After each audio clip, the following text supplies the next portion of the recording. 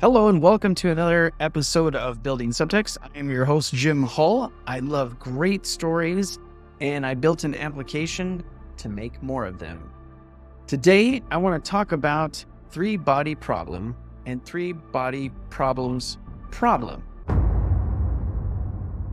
To be honest, I've only seen the first episode of Three-Body Problem, but last night while I was working on Subtxt, I got two text messages. One from New York City and the other one from Japan.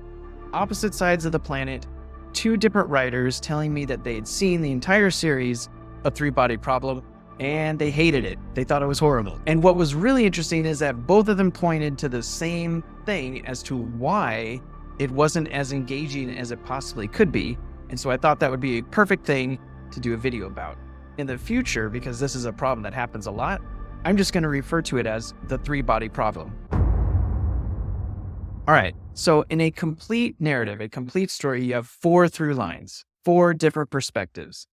You have objective story, main character, obstacle character, and relationship story.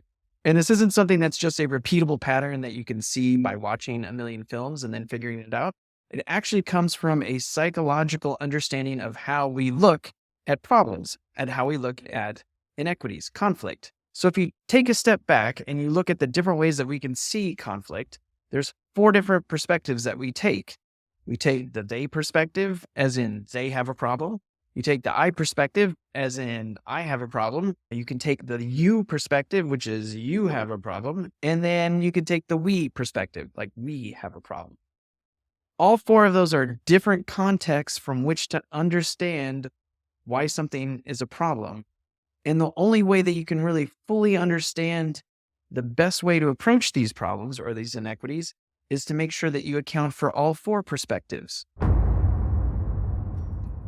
So what's happened over the years, over hundreds and hundreds of years, centuries and centuries of storytelling, is that we have converted those four perspectives into four through lines, four through line perspectives. So your plot is your objective story through line. That's when you step back and look at everybody. They have a problem. Your main character through line is talking about, I have a problem. So it's very personal, very intimate, only that person's personal baggage. Then the obstacle character is not the antagonist. Protagonist and the antagonist are part of the objective story through line. The obstacle character through line is a different perspective that challenges the main character and forces them to deal with their justifications. So it's an obstacle to them. Like they have to deal with it. They can't work their way around it. For whatever reason, whatever it is about that perspective, the main character has to work through whatever is causing all their personal issues. And then the relationship story through line is usually, it's easier if it's between the main character and the obstacle character, but it doesn't always have to be. It just needs to be a relationship. That's not about the people in the relationship, but about the space in between them and how that relationship grows. And that's how we came up with the four through lines. Okay, so usually what happens, and this is what's happening in Three-Body Problem, the reason why it's not good, and the reason why, if you're like me, you checked out after the first episode, is that it only presents one through line, which would be the objective story through line. So it's just this thing that happens, but it doesn't really mean anything more than the things that actually happen. I haven't seen it, so I can't really talk about it in as much detail, but I know by virtue of the 2 points of view that I got from opposite sides of the planet, and the fact that I could tell this from the very first episode, that it was missing main character through line, obstacle character through line, and definitely relationship story through line, to the point where I didn't care anything that was happening. So I'm pretty sure the girl that saw all the numbers, she probably would end up being the main character, but I had no idea what her personal baggage was. Yes, you can develop that throughout the series, but it's a really good idea to get things set up in the first episode, especially when there's so much to watch. And if you don't give me a complete narrative, I mean, Mrs. Maisel, first season, that first pilot episode is so great because it has a complete story in it, sets up a main character, an obstacle character, Lenny Bruce, and then the relationship between the two of them is beautiful. That's a complete story just in that first episode. And then there's a different story across that whole first season, which would be her relationship with her husband. Succession gives me a complete story every single episode. Then there's a complete story for every single season. And then there's a complete story for all 4 seasons. That's why it's such a magnificent, wonderful television series. So if you're going to give me a television series that has no main character, yes, I know that she sees numbers and they're all shaky and all that stuff.